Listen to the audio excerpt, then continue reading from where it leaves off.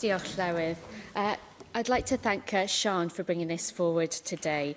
And understanding and learning the lessons from our history as a nation, as a community and as individuals is hugely valuable.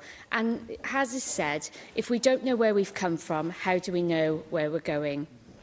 Wales is a country with a rich and diverse history, but that doesn't mean that we should just look inward on ourselves. World history is incredibly important, and Wales has been a key influencer.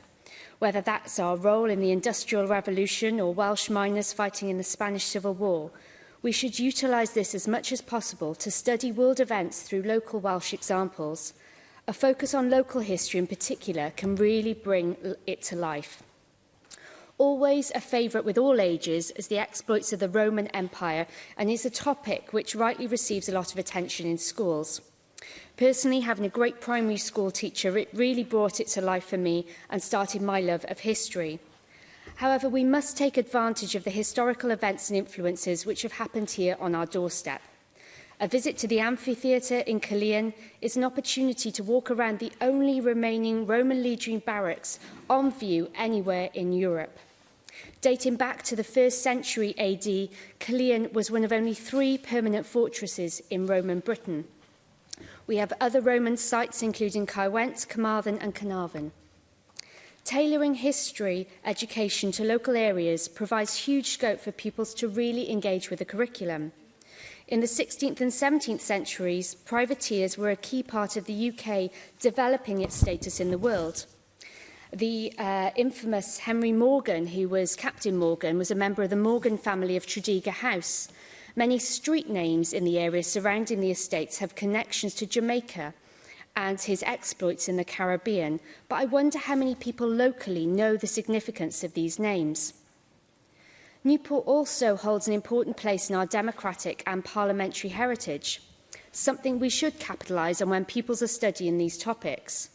Following in the footsteps of the Chartists to the Westgate Hotel enables children to imagine the exact journey taken by John Frost, Benjamin Zephaniah and the other petitioners in 1839. A trip to the post box on Risca Road, which the suffragette Lady Rhondda tried to blow up in protest, is another example of a tangible place to visit. While there are many people lost to history, these landmarks and routes can tie people to a place and make history far more than a subject in a textbook.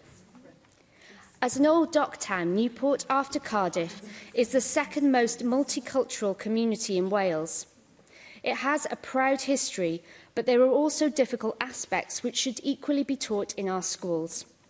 2019 marks the centenary of the Newport race riots.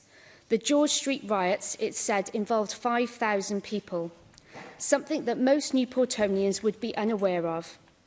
Riots that started in Newport and then spread to Cardiff and throughout other parts of the UK. This year, the historic dock project and the bigger picture linked with Pilgwentley Primary School talked about what happened and the strong community bonds that we have today. These are just some examples from my part of Wales, and there are plenty more the length and breadth of Wales. And we must learn and share our heritage. History gives us a sense of connection to place, time and community, and teachers need the support and freedom to explore ways of engaging every child with Welsh history. If we don't teach our history, how can we expect them to learn from it? The Minister